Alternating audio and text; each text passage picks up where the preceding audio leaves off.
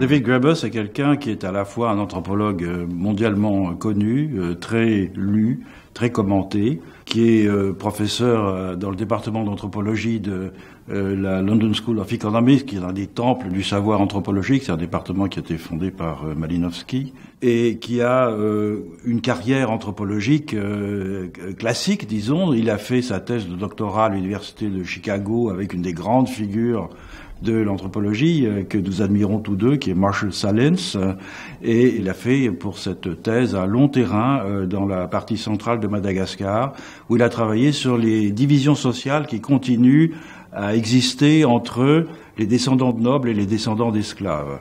Et à vrai dire, ce terrain initial l'a conduit à s'intéresser très tôt à la question de l'origine des inégalités, à la question de la valeur, c'est-à-dire la valeur monétaire. Comment est-ce qu'on peut traduire en valeur monétaire des choses qui sont extrêmement différentes, et en même temps les valeurs, c'est-à-dire au fond les choses auxquelles tiennent les gens dans une société, et comment est-ce que les deux peuvent dans certains cas coïncider ou ne pas coïncider. Donc c'est une œuvre qui est très importante. Je ne vais pas citer tous ces livres. Beaucoup ont été traduits en français. Je pense en particulier à des livres plus récents, comme le livre sur la dette. Autre livre qui a eu aussi pas mal de retentissement, qui a été traduit en français, c'est le livre sur la bureaucratie, où il a montré l'absurdité de l'inflation bureaucratique. Et ce qui est très frappant dans son travail, c'est que ces livres qui portent sur des problèmes très actuels sont des livres qui sont informés par un savoir anthropologique considérable, mis en perspective dans une très longue durée, et qui permettent donc de penser, de juger notre présent à partir de cet écart, en quelque sorte. Et puis il y a l'autre aspect de David Graeber, mais qui n'est pas tellement différent de celui-là, qui est le militant engagé, qui se définit lui-même comme anarchiste, et il a joué un rôle très important dans le mouvement de Occupy Wall Street.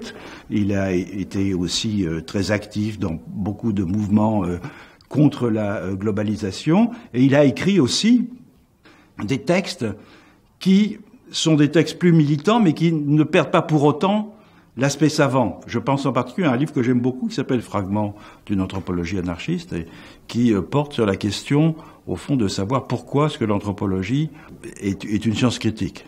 C'est qu'elle nous met en situation de juger les institutions présentes à partir du point de vue d'autres civilisations. Et donc cet effet de levier ou cet effet d'écart que l'anthropologie permet nous fait prendre conscience que les institutions au sein desquelles nous vivons sont des institutions tout à fait transitoires, accidentelles, et qu'elles n'ont pas le caractère d'inéluctabilité en quelque sorte qu'on pourrait leur accorder. Et donc de ce point de vue-là, j'ai parlé des deux versants de David Graeber, le versant de l'anthropologue très savant et de l'anthropologue militant politique engagé, mais je crois que les deux se croisent constamment, et s'il a une position politique qui est très écoutée, c'est aussi parce que c'est un grand savant. Et de la même façon, c'est un grand savant parce que, au fond, il ne fait pas que de la science, mais aussi ce qu'il fait en matière de science nous permet de penser le présent avec beaucoup plus d'acuité.